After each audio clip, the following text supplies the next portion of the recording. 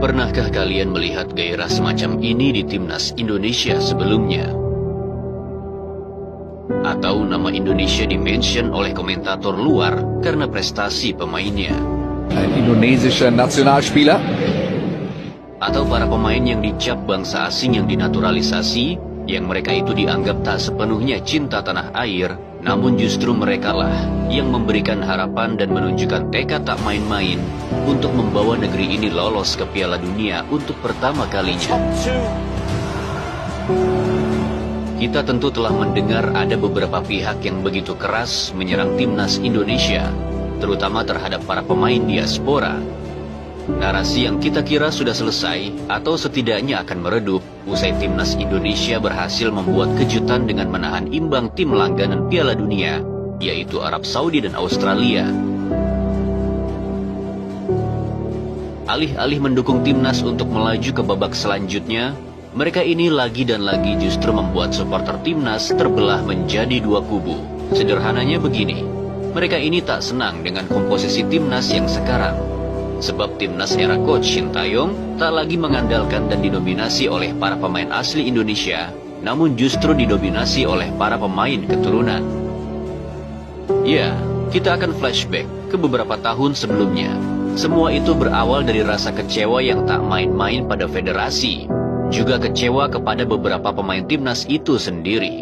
Indonesia yang dikenal sebagai negeri yang sungguh gila bola, yang pertandingan timnasnya begitu dinantikan, dan timnas itu pula yang menjadi kebahagiaan bagi para supporternya. Namun siapa yang tak frustasi saat tim kebanggaan mereka justru diinjak harga dirinya semacam ini? Pertandingan demi pertandingan yang para supporter tak lelah memberi dukungan untuk hadir dan meneriakan chants di stadion. Bahkan saking tak kunjung datang kemenangan itu, sampai-sampai ada supporter yang menunjukkan rasa frustasinya pada timnas dengan hal semacam ini. Akhirnya muncullah sebuah oase yang menjadi harapan baru jika tim ini tak akan lagi bisa terbendung. Ya, apalagi kalau bukan kejuaraan Piala AFF 2010. Sebuah kejuaraan yang seperti menjadi sebuah kolam air mata bagi supporter timnas Indonesia. Bagaimana tidak dengan komposisi semacam itu, komposisi yang dijuluki Unstoppable Team. Timnas justru harus dipecundangi oleh timnas Malaysia di final. Tim yang di fase grup telah tim Garuda cukur habis dengan skor 5-1. Sebuah kejuaraan yang dinilai ada pihak yang mengkhianati harapan dan mimpi jutaan supporter timnas Indonesia.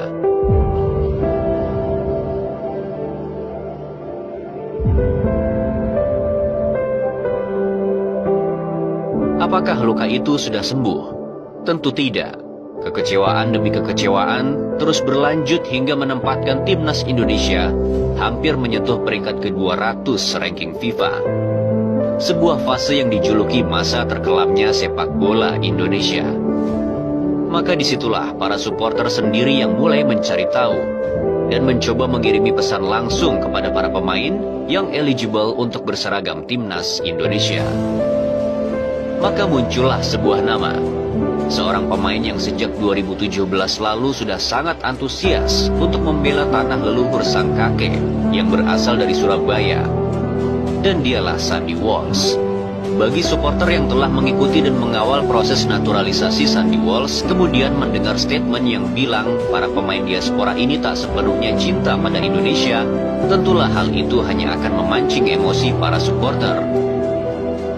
Bagaimana tidak, Sandy Walsh sudah sangat lama menginginkan bermain untuk timnas. Bahkan sejak sepak bola Indonesia masih dalam era kegelapan. Seorang pemain yang bahkan dipinang langsung oleh timnas Irlandia Utara. Namun karena kecintaannya dengan sang kakek, Sandy Walsh tetap tak goyah dalam memilih Indonesia sebagai timnas yang akan ia bela. Kita tentu telah melihat bagaimana pemain ini begitu menghayati saat menyanyikan lagu Indonesia Raya. Jauh berbeda dengan pemain naturalisasi negara lain yang sama sekali tak hafal lagu kebangsaan dari negara yang mereka bela. Di dalam lapangan, Sandy juga menampilkan hal yang berbeda. Ia bersemangat dan ia juga bisa bermain keras. Lihat saja saat Sandy Walsh mengunggah foto memar di kakinya usai pulang dari membela timnas Indonesia. Kita tentu telah melihat kesedihan pemain ini saat tim lawan membobol gawang timnas, ataupun saat timnas harus gugur ketika berhadapan melawan Australia di Piala Asia. Ya, kalian boleh menganggap pemain ini bulenya Indonesia, ataupun pemain yang tak sepenuhnya cinta pada Indonesia. Tapi para supporter tahu mana pemain yang berjuang dengan sepenuh hati dan memberikan segalanya untuk timnas. Lihat saja saat pemain ini sudah jatuh bangun hingga terpincang-pincang, namun ia masih kekeh untuk melindungi sisi kanan pertahanan timnas Indonesia.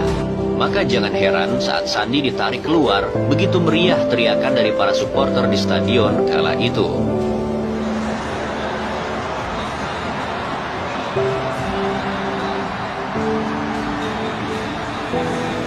Belum lagi ada nama semacam Shane Patinama. Pemain ini bahkan masih harus berjuang untuk mendapatkan menit bermain di timnas Indonesia. Pemain yang tak mendapat privilege lebih walau ia juga merupakan pemain diaspora, yang mana ia juga harus terus berjuang membuktikan diri jika ia layak di sana. Pemain yang tak pernah komplain saat tak dimainkan dan tak pernah caper di sosial media. Seorang anak laki-laki dari seorang ayah yang asli orang Indonesia, tepatnya dari kota Semarang. Yang saat ia dipanggil, maka gairah tak main-main juga Jay Itzes. Satu-satunya pemain yang bisa membuat komentator Serie A memention nama Indonesia di Stadion San Siro. Jay Itzes, ein indonesischer Nationalspieler. Ataupun Maes Hilgers, seorang anak dari ibu yang asli Indonesia, yang dengan gagah beraninya, sekaligus bangga, berfoto dengan bendera merah putih di hadapan puluhan ribu supporter timnas Belanda. Yang saat kecintaannya untuk merah putih masih dipertanyakan, ibu dari Hilgers justru punya yayasan panti tunanetra di Manado sana. Kalau mengenai naturalisasi Mas Hilgers, ibunya orang Manado. Bahkan ibunya masih sering pulang ke Manado melihat yayasan tunanetra yang dibina. Jadi mereka sangat Indonesia, jadi jangan pernah pertanyakan merah putih mereka. Maka benar apa yang dikatakan oleh seorang Oki Rengga. Gonta itu sama Rocky Gerung, itu bagaimana tanggapannya? Ya nggak ngerti bola mereka, udah nggak usah. Aku nggak mau nanggapin karena mereka ngerti bola, udah urusin yang lain aja. Biar yang ngerti bola aja yang ngurusin bola. Kenapa sepak bola kita selama ini nggak maju? Karena orang nggak ngerti bola yang ngurus. Coba kalian bayangkan, jika tak ada para pemain diaspora ini, siapa dari pemain lokal kita yang mampu menjaga mutant semacam pemain Australia yang satu ini? Salah satu talenta lokal terbaik yang dimiliki Indonesia yaitu Rizky Ridho pun pernah terpental saat menghadapi pemain Irak yang bahkan punya postur lebih kecil dari Harry Souttar.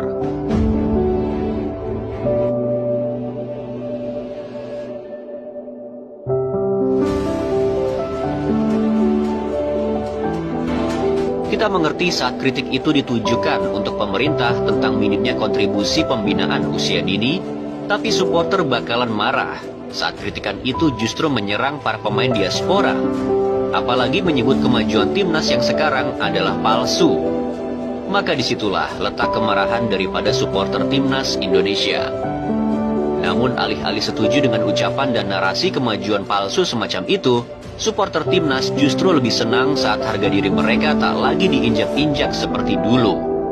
Dan saat berjalan bersama pemain diaspora lah, timnas ini tak lagi dijadikan lelucon oleh tim-tim ASEAN. Entah berapa kali para pemain diaspora ini mengatakan stop membeda-bedakan.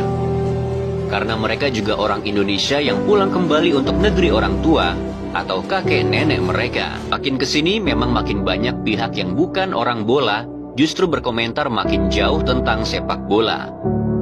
Memang masih menjadi misteri kemana mereka ini saat timnas terpuruk, dan mengapa mereka tiba-tiba hadir dan bersuara saat timnas ini lagi jago-jagonya. Ya, sekali lagi, alih-alih menyamakan pemikiran kami dengan pemikiran kalian, kami lebih berharap di Piala Dunia 2026 nanti, kami tidak lagi mendukung Inggris, tak lagi mendukung Portugal, tak lagi mendukung Jerman, Brazil, ataupun Argentina, melainkan mendukung sebuah negeri gila bola bernama Indonesia.